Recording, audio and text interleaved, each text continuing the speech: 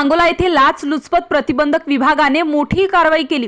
दाखल केलेल्या गुन्ह्यातून जामिनावर सोडण्यासाठी 25,000ची लाच घेणाऱ्या पोलीस शिपायासह एका तरुणाला लाचलुचपत प्रतिबंधक विभागाने ताब्यात घेतले आहे।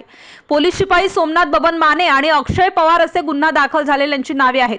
याबाबत अधिक माहिती अशी की यातील तक्रारदार आणि त्यांच्या मुलांच्या विरुद्ध सांगोला पोलीस ठाणे येथे गुन्हा दाखल आहे। या गुन्ह्या प्रकरणी अटक न करता जामीनवर सोडण्यासाठी तसेच गुन्ह्याच्या तपासामध्ये मदत करण्यासाठी पोलीस शिपाई माने आणि पवार यांनी प्रथम 45,000 रुपये लाचेची मागणी केली होती।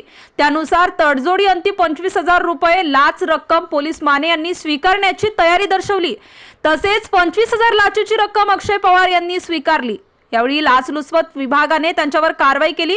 दोन्ही आरोपी ताब्यात घेऊन त्यांच्या विरुद्ध सांगोला पोलीस गुन्हा नोंद करण्याची प्रक्रिया रात्री उशिरापर्यंत सुरू होती।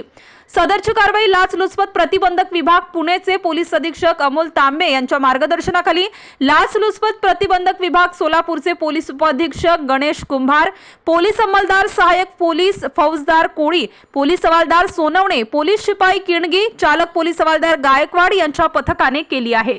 आपल्या परिसरातील बातम्या पाहण्यासाठी आजच आमच्या द क्राइम एक्सप्रेस न्यूज चॅनलला YouTube वर सबस्क्राइब करा आणि बेल आयकॉन प्रेस करा। लाईक, कमेंट आणि शेअर करा।